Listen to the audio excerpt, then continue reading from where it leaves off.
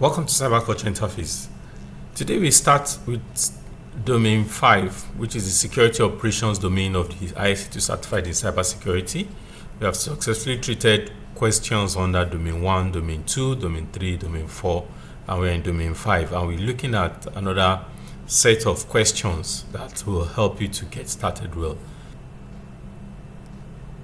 The first question we are looking at today talks about the phases of data handling. It says, according to ISC2, which are the 6 phases of data handling? 1. Create, use, store, share, archive, destroy. Create, store, use, share, archive, destroy. Create, share, use, store, archive, destroy. Create, share, store, use, archive, destroy. So if you look at the pattern of this question, for the purpose of exam, you already see the last two as the same for all. So the changes started from the third one. Logical assessment can even make you make a decision, and then you move on to the next question. So the answer is B, which means you create, you store, you use, you share, you archive, you destroy. According to the ISC2 guide in chapter 5 module 1 under data handling, the correct sequence of data security life cycle is to create your data first. When you create it, you store the data. Of course, it means you create and keep it in a place that's accessible. Then you make use of it by recalling it from the store. Store is a form of memory. You understand? So when you create, you store in memory, you make use of it, you share it, you archive it, you destroy it. So life cycle of data. This model ensures that data is protected at every stage of its existence, from creation to secure destruction. So that's the answer. So the next question we're looking at says, logging and monitoring system are characterized as being A, essential to identifying inefficient performing systems, detecting compromises, and providing a record of how systems are used. B, optional tools for large enterprises only. C, used only for compliance audits. And D, tools that replace firewalls and antivirus software. Let's read the answer. The answer says A, it is essential to identifying inefficient performing systems, detecting compromise, and providing a record of how systems are used. So according to ISC2 study guide, logging and monitoring are critical for detecting security incidents, identifying performance issues, and maintaining an audit trail of system usage. So these capabilities are foundational to an effective security operations and incidents. So identifying, detecting, maintaining audit trail. So these are logging functions, logging and monitoring functions. So the third question is, security posters are an element primarily employed in 1. Security awareness, B. Incident response plans, C. Business continuity plans, D. Physical security controls. So security posters are an element primarily employed. So let's see the answer, security awareness. Of course, security posters are flyers, bills that are pasted on board to send warning, to remind people of action. So they are visual tools used to reinforce security awareness among employees. As per ISC2 study guide, chapter 5 of module 4, or module 4 of chapter 5, they are part of a broader security awareness program designed to educate users about threats like phishing, password hygiene, and social engineering. Good. So basically it's an awareness tool. Next question says, which of the following best describes data classification? A, encrypting all data regardless of sensitivity. B, assigning labels such as confidential, internal, public to database on sensitivities. So you are based on sensitivity, you are assigning labels. C, deleting old data to free up storage. And D, backing up data to multiple locations. So what we are saying is that which of the following best describes data classification. Of course, from the way it sounds, classifying things means assigning, some kind of identity to such things, which is, of course, labeling in this case.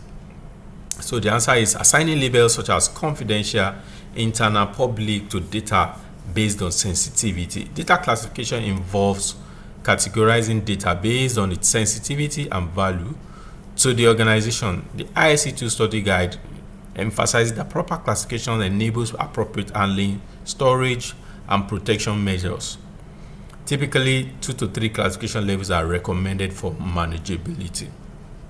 I want to also remind us once again about the 75 free questions that I have for anyone that is interested in practicing. So these 75 questions covered all these domains, and you can sit down at once and go through the questions. And I always advise that when you are practicing for this exam, you sit down and imagine you are in the exam hall and stay for that 90 minutes that will be required, because one of the most recurrent excuses or stories or complaints that I have from students is that the exam is a bit stretchy for them. 90 minutes sitting down is because they have not been practicing sitting down. So I will advise that you sit down, take these questions at once, at least sit for 90 minutes, so that you get used to the idea of sitting down to answer questions for 90 minutes. Your exam time should not be the first time you are experiencing having to sit down to address the question. Most of the questions are fundamental. They are easy to understand. They don't need they don't stretch your brain capacity too much, but the physical stress is what knocks out a lot of students, and knocks out the confidence in a lot of students. So if you're interested in the 75 free question for practice, please put in the comment section Success Blueprint. Just type Success Blueprint in the comment section. I will send you a link where you can sign up, and you will get an email with the attachment containing the 75 free questions. And if you want more than 75 free questions, you want other resources like an ebook that explains how I passed my cybersecurity, computer security plus exam, and how you can prepare for a job, how you can get ready in 4 months, has a lot of all resources that can help you kickstart your cybersecurity career. It's called the Cybersecurity Success Blueprint Kit, and is available for download, at a token amount on cybersuccesstools.xyz. So go to cybersuccesstools.xyz now and get access to this Cyber Success Blueprint Kit. It will give you over 400 questions covering both the Security Plus and ISC2 certified in cybersecurity, and you can get ready for your exam within 4 months. So let's go to the next question. Is what should be done with a device that does not comply with the organization's security baseline? 1, destroy it immediately. 2, B, allow it to connect with limited access. C, mark it as compliant after user justification. D, disable or isolate it until it can be updated. So what should be done to it? Of course, you are not going to destroy the device because it doesn't comply. You are not going to allow it to connect because limited access can throw your security system off balance. Mark it as compliant after user justifications, or disable to isolate it until it can be updated. Let's see, the answer is D, disable. You can mark it as compliant. According to the ISC2 study guide, non-compliant device should be quarantined or disabled to prevent potential security risk. This ensures that only properly configured systems are allowed on the network, supporting the principle of secure configuration management. Which of these is a common data handling procedure? A, transform. B, to collect. C, encode. D, destroy. A common data handling procedure. So transform, collect, encode, destroy. Which is the most common there? Destroy. Data handling procedure include classify, categorize, label, store, encrypt, backup, destroy. Even in the first question we attempted today, we talked about destroy. So secure destruction ensures that data is irreversibly removed when no longer needed, protecting confidentiality, complying with data retention policies. How many data classification levels are typically manageable for an organization? A, 2 to 3, B, 1, C, 1 to 2, D, less than 4. So looking at it, you don't definitely I think options, your choice should align with either A or D, and then you look for what is the most appropriate. But we have a particular answer according to ISC2, which is 2 to 3. We have mentioned it earlier in one of the other questions we treated. So having 2 to 3 classification levels, public, internal, confidential, is manageable. More than 4 levels tend to be complex and difficult to enforce consistently across the organization. Then our last question for today is, which tool is commonly used to crack password? We treated it in the last domain we looked at too. Bob Suite, NS Lookup, John the Ripper, Wireshark. Which one is used to crack password? So revealing the answer shows that John the Ripper. John the Ripper is a well-known password cracking tool used in penetration testing and forensic investigations. As noted in ISC2 materials, it performs dictionary, brute force, and rainbow table attacks to test password strength.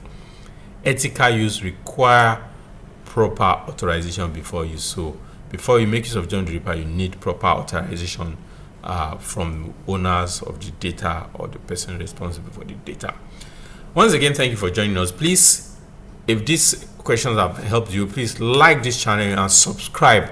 Please like and subscribe and share with people you know around you that are preparing for this exam. And if you want a one-on-one session, want to review your preparedness, you want to review how you are ready, you can send a message to me, drop a comment about that. I will reach out to you. We can connect and have a review on one-on-one for as many that I get. So thank you once again.